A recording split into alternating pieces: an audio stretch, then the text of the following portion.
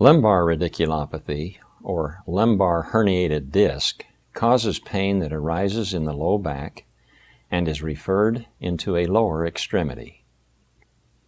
The human spine is formed by 24 spinal bones called vertebrae that are stacked on top of one another to form the spinal column. The section of the spine in the lower back, comprised of 5 vertebral bodies, is known as the lumbar spine. Doctors often refer to these vertebrae as L1 to L5. These 5 vertebrae line up to give the low back a slight inward curve. The lowest vertebra of the lumbar spine, L5, connects to the top of the sacrum, a triangular bone at the base of the spine that fits between the 2 pelvic bones. Intervertebral discs separate the vertebrae. The discs are made of connective tissue, which is the material that holds the living cells of the body together. Most connective tissue is made of fibers of a material called collagen. These fibers help the disc withstand tension and pressure. A disc is made of 2 parts. The center, called the nucleus, is spongy. It provides most of the disc's ability to absorb shock. The nucleus is held in place by the annulus, which is a series of strong ligament rings surrounding it. Healthy discs work like shock absorbers to cushion the spine. They protect the spine against the daily pull of gravity. They also protect it during strenuous activities that put strong force on the spine, such as jumping, running, and lifting. Daily activities such as bending, twisting, and lifting cause the nucleus to press against the annulus, but a healthy annulus is able to withstand this pressure without damage. With aging, the annulus tends to crack and tear, but is repaired with scar tissue. This process is known as degeneration.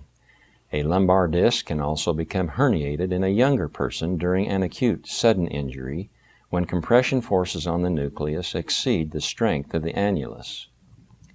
Typically, this is caused by lifting with the trunk bent forward and twisted. Over time and/or with a sudden injury, the annulus is sufficiently weakened that the nucleus first begins to bulge outward and finally to herniate or squeeze through the damaged annulus. There are 2 primary causes of pain from a herniated disc. The first is that disc herniation allows the bloodless nucleus to come in contact with blood in the damaged annulus. This allows chemicals inside the nucleus to produce inflammation and pain. The second is that a herniated disc may press against a spinal nerve that may also be inflamed. Pressure on a spinal nerve can cause low back pain, with pain that radiates along the nerve down the leg. This radiating pain is called radicular pain. It should be noted that mechanical low back pain due to instability and/or arthritis may precede herniation by months or years. These conditions alter normal lumbar spinal motion and may accelerate or coincide with disc degeneration. A sudden disc herniation in a younger person generally causes immediate symptoms with sharp pain that starts in the buttock and shoots down part or all of the leg and even to the toes on one side. In the older person, the first complaint may only be intermittent dull lumbar pain. When the disc herniates completely through the annulus, the symptoms are essentially the same as in the younger patient. Nerve pain follows known patterns in the lower limbs. Pressure on the nerve can also cause sensations of pins, needles, and numbness where the nerve travels down the lower limbs. A foot drop may occur due to weakened muscles. Rarely, symptoms involve changes in bowel and bladder function. The diagnosis begins with a complete history and physical examination. This may allow your doctor to identify which disc and/or nerve root is involved, as well as the underlying cause. X-rays are of minor help in diagnosing a disc herniation. Your doctor may order magnetic resonance imaging, or MRI, that gives a clear picture of the discs and whether a herniation is pressing against a nerve root. Discography, a test where dye is injected into one or more discs, is sometimes done to determine which disc is causing problems. Finally, Electrical tests of the nerves and muscles may be used to even more precisely determine which nerve root is involved. Non-steroidal anti-inflammatory drugs may be used during the acute phase combined with minimal activity.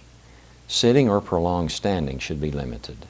Narcotic medication for some patients may be helpful, but should not be prescribed for more than 7 days. Most disc herniations resolve within 3 to 4 weeks without residual problems. Rehabilitation under the care of a physical therapist is appropriate. Aerobic conditioning and strength training are essential for the best outcome. Patients who fail to recover may be candidates for surgical removal of the disc. Epidural steroid injections may be helpful, but limited to 3 in a 6-month period.